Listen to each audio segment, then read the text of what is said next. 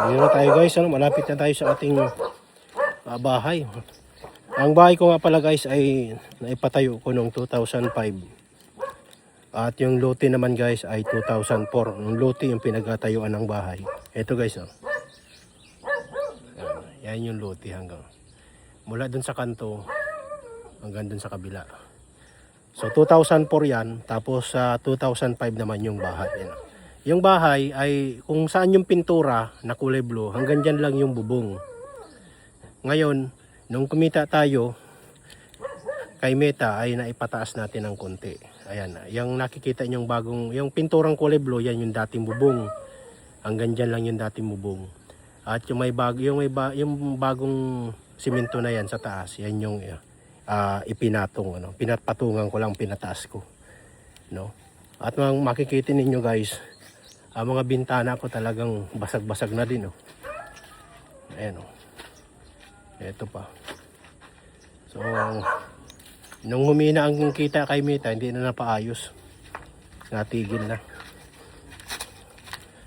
Ayan. Op, ay dumikit pa na scotch tape. At ito naman guys yung video ko dati. Di ba may na-video ako na in-upload na nagpuputol ako ng sanga ng lukban. Napatay na ito guys, oh. Naputol na nila. Pagpunta ko Maynila, pinakita nila, naputol na nila pa. Ayan, oh.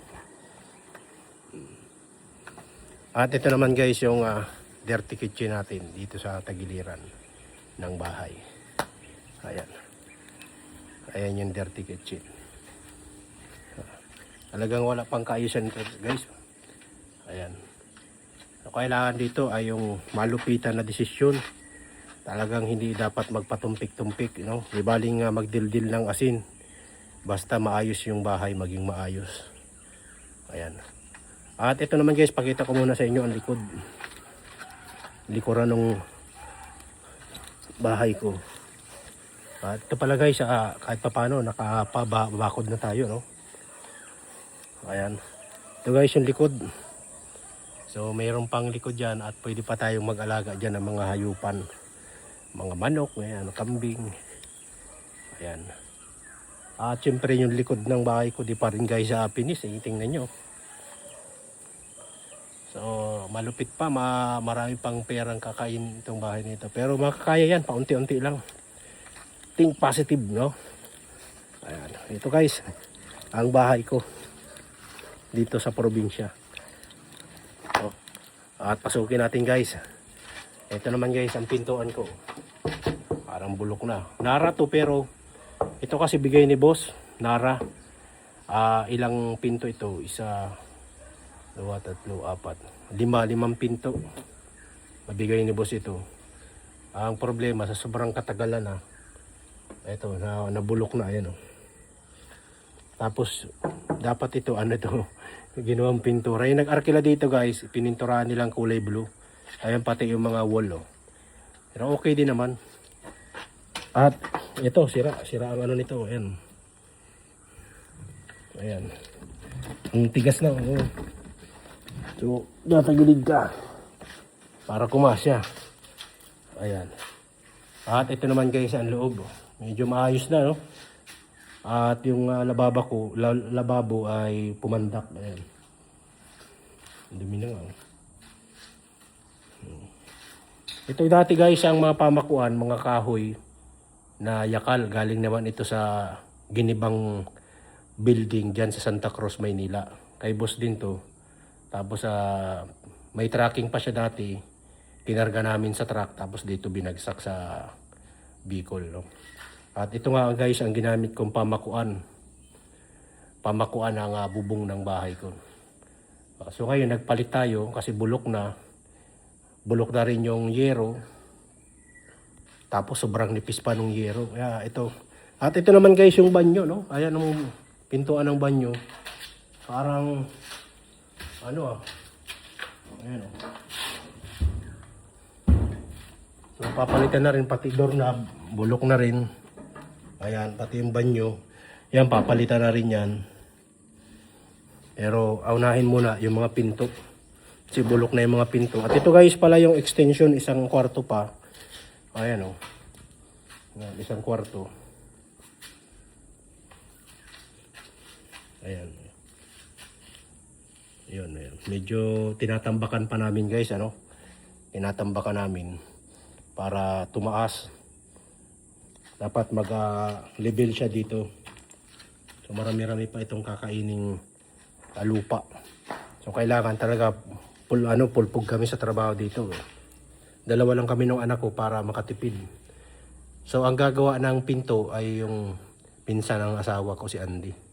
At ito guys yung pinto naman ng ano. Yan, bulok na rin oh. Ayan yung galing sa Maynila din guys. Na nabulok na. Pero mas naunang mabulok guys yung pintuan dito. Ayan. Dahil sa sobrang bulok na ay pinanggatong na. Wala na rin. Kasi lawanit lang naman yun guys. Ito yung isa pang pinto dito sa harap. Ito sa harapan. At sira na din guys ang doorknob. Ayan o. Nara din ito guys. Nara. Ayan. Nagpintura naman dyan. Yung nag-arkila dito dati.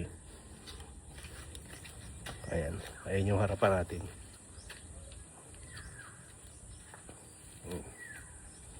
Wala pang bintana. Kaya lalagyan muna yan ng hamba tapos tsaka ko papalagyan ng bintana. Ayan.